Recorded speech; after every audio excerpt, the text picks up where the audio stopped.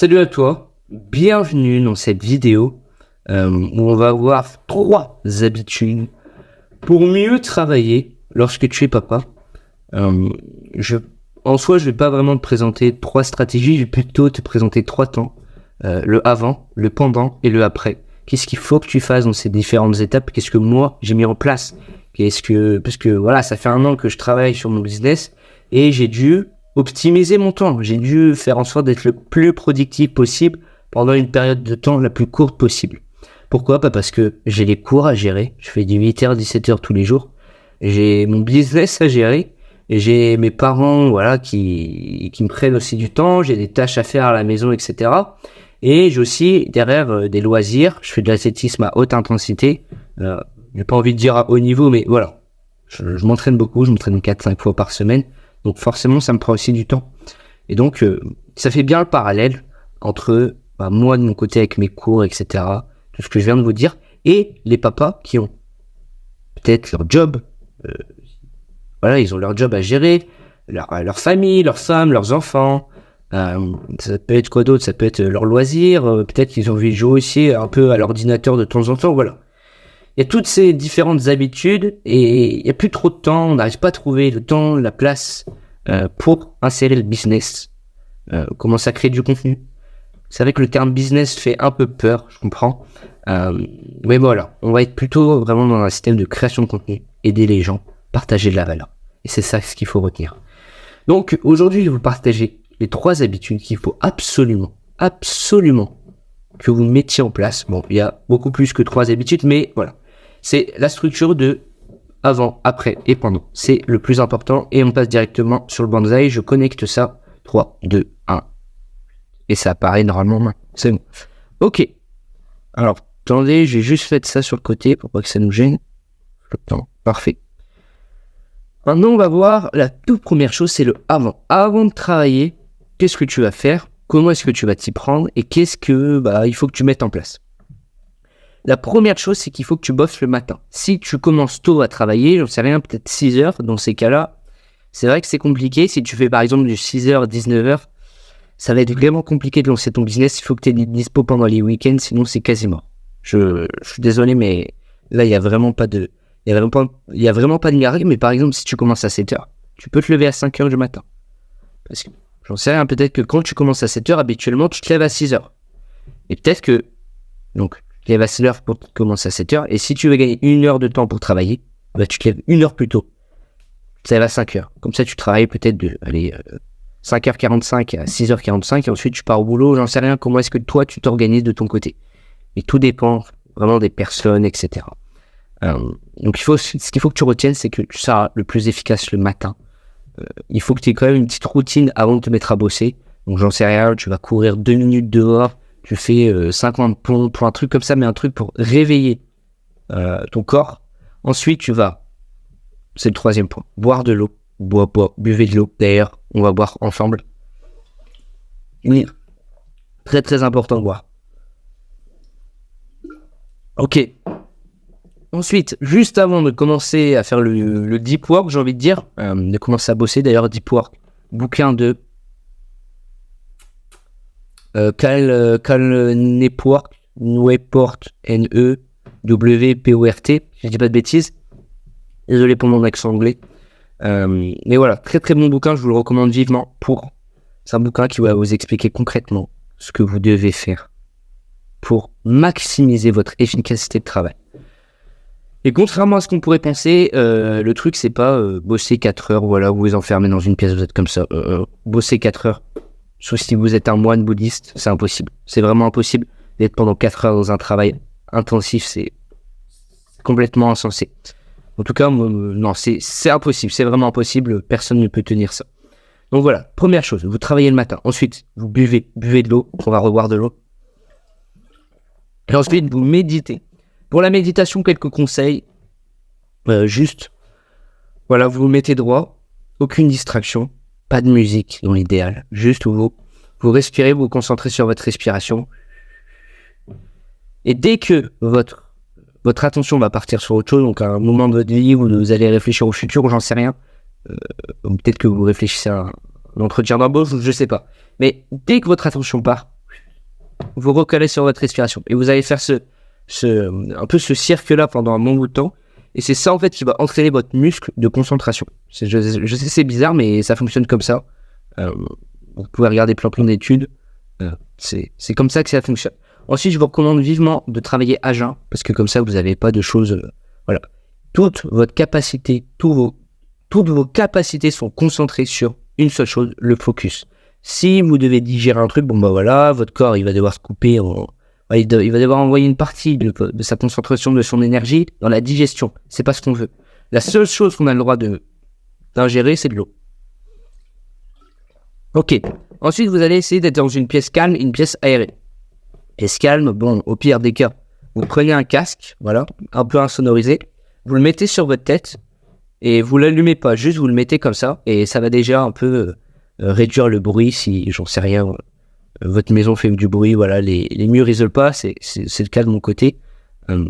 Et donc, même s'il y a des gens qui sont en train de faire des activités dans la pièce à côté, j'en sais rien, ils sont en train de déplacer des meubles, etc., j'entends quasiment rien avec mon casque, juste parce que, voilà, il vient recouvrir mes oreilles, c'est vraiment bien. Donc, et aussi une pièce aérée, ça c'est important. On a besoin de, je sais pas exactement ce que c'est, ça doit être du dioxygène, si je dis pas de bêtises, il faut que ça soit...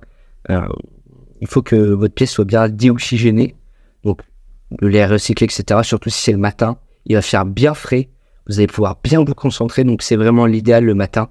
Vous vous levez, vous descendez en bas, vous allez courir 2 minutes, ok. Ensuite vous rentrez, vous buvez de l'eau. Entre-temps, juste en vous levant, vous avez ouvert toutes les fenêtres en grand.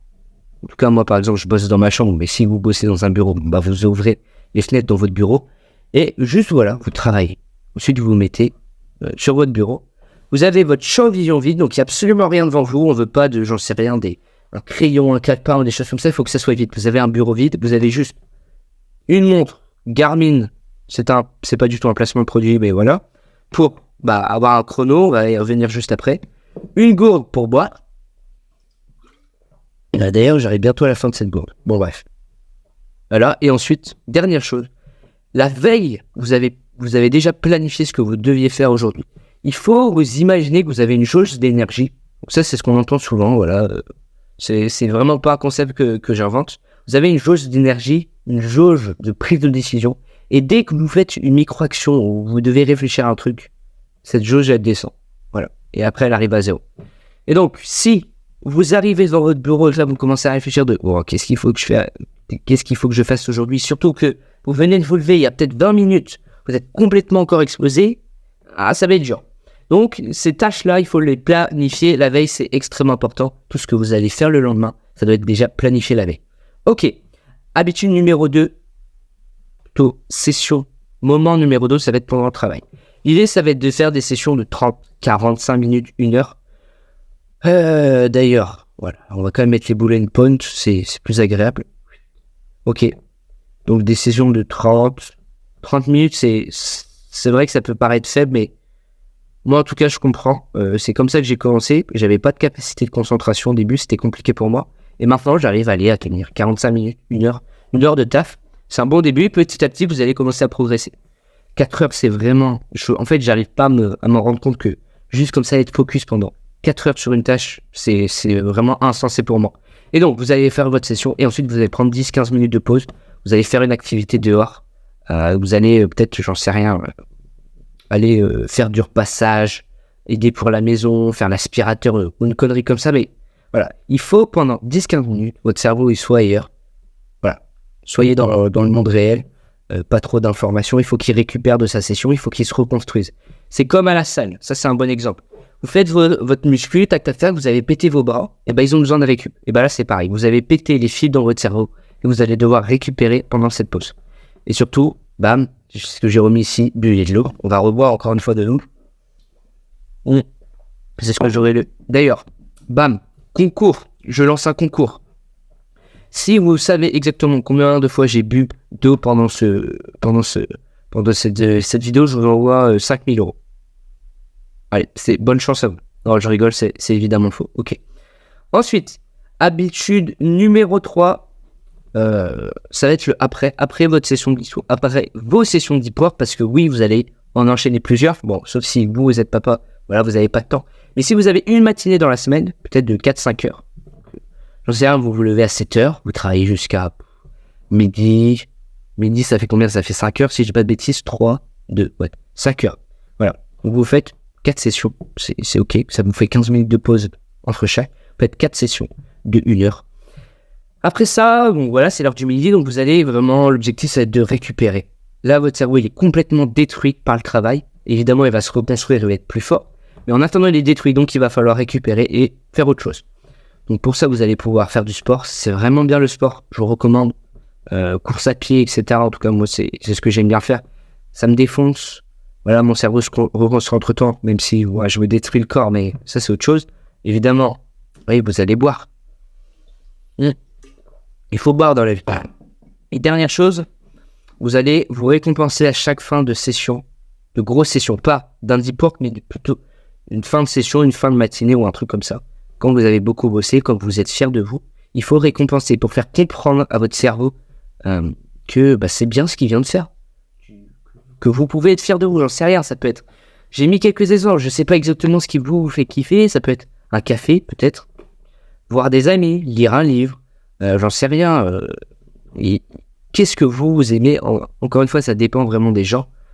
On essaie quand même de ne pas partir sur une habitude qui détruit votre vie, donc aller scroller, aller jouer à un jeu vidéo, etc. Mais voilà, trouvez un petit truc, le juste milieu entre le bien et le mal, même s'il n'y a pas vraiment de bien et mal, mais vous voyez ce que je veux dire, entre la gratification instantanée et la gratification différée.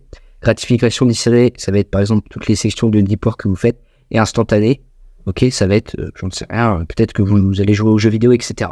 Donc essayez de trouver un juste milieu entre les deux, un truc qui vous fait kiffer et qui vous fait du bien une fois que vous avez fini vos sessions de deep work. Sur ce, dernier petit appel à l'action. D'ailleurs, j'ai fait aucun appel à l'action pendant ce cours-là, j'ai vraiment été très très mauvais. Donc je vais les enchaîner là, préparez-vous, mettez-vous en position. Je vais essayer de vous envoyer un maximum d'appels à l'action. Alors malheureusement, la connexion rame, donc je peux pas faire ce que je voulais faire, mais bon. Là, il y a un lien dans la description. Vous pouvez directement cliquer dessus pour accéder au cours et avoir accès un peu à toutes les ressources. Ok. Quand vous allez rentrer, donc vous cliquez sur le lien, vous allez devoir tout d'abord rentrer votre email. Cet email, il va me servir parce que tous les matins, je vous envoie un mail à 9h pour vous partager de la valeur, etc. Donc, vraiment, inscrivez-vous uniquement si vous êtes chaud, si vous êtes prêt à recevoir les emails. Je vais pas vous vendre 100 000 trucs. Je suis vraiment dans un système d'extrême relation, de développer la relation.